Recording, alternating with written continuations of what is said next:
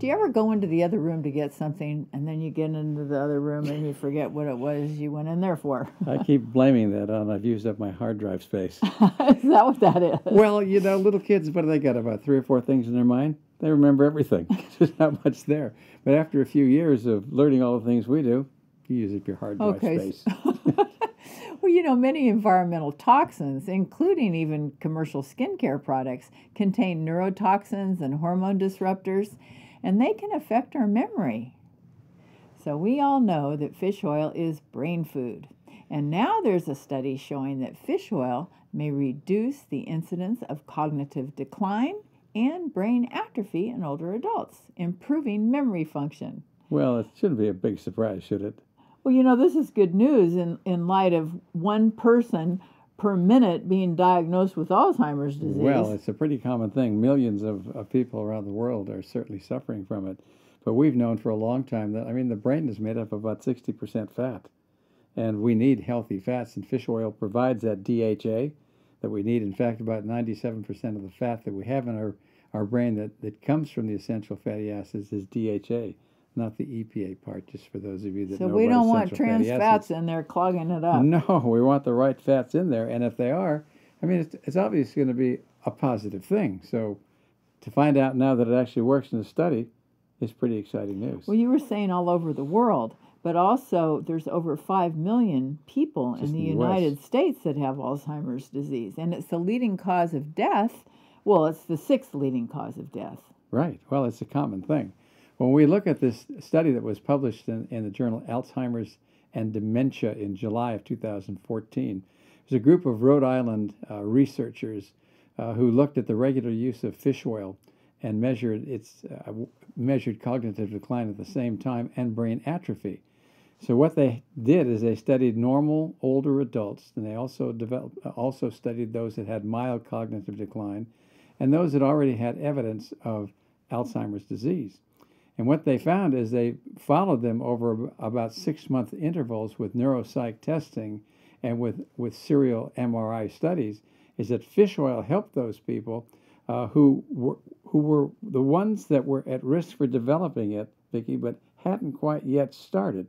The ones that had Alzheimer's disease and the ones that had the early signs of it weren't helped.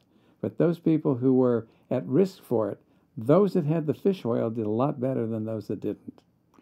Well, you know, this is really important to know because the drugs that people take for Alzheimer's disease are not even effective anyway. No, I think we use them as a last resort because I think most neurologists think, well, it can't hurt you, but they're wrong when they say that because it can't hurt you. And everybody wants to do something. If you can, you want to do something. But if you want to do something, I would suggest doing the things that make sense to protect your brain throughout your whole life, which means lots of exercise and a lot of mental stimulation. Well, also, besides the fish oil, coconut oil has been found to be helpful for Alzheimer's disease. There are a whole lot of nutritional supplements that are worth doing something about considering, because what we're looking at is antioxidants and substances, nutrients that do a lot to support brain function.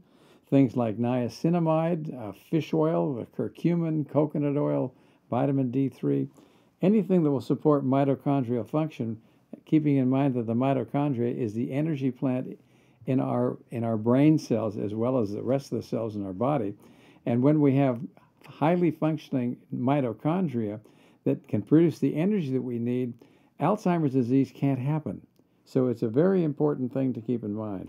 In taking fish oil, there's no serious side effects. One thing that's helpful to know and to be aware of is that with fish oil, you need to get a purified type of fish oil because you don't want mercury in it.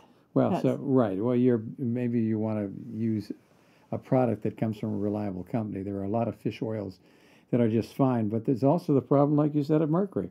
And that's one of the things that may be responsible for causing Alzheimer's in the first place. Oh, that's a thought, isn't it? That's a thought, too. Well, the other thing is that fish oil, we all know it's good for our blood. It's a mild anticoagulant. And the only thing that I would suggest to people is that if you're planning to have surgery or something, you might want to cut back on it because it might make you bleed a little bit. Well, for cutting back for a few days isn't going to change what it does to your brain.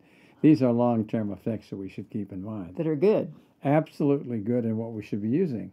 So now we have... Maybe it could even prevent a stroke. That's in your brain? Well, if you have a clot and you need an anticoagulant, that would be the thing. Yeah, that would help with that too. So when we're looking at things that we can do for Alzheimer's disease, there is a lot. It's not going to be the drugs because they've been shown to have a very minor role in helping people, if at all, and they have side effects.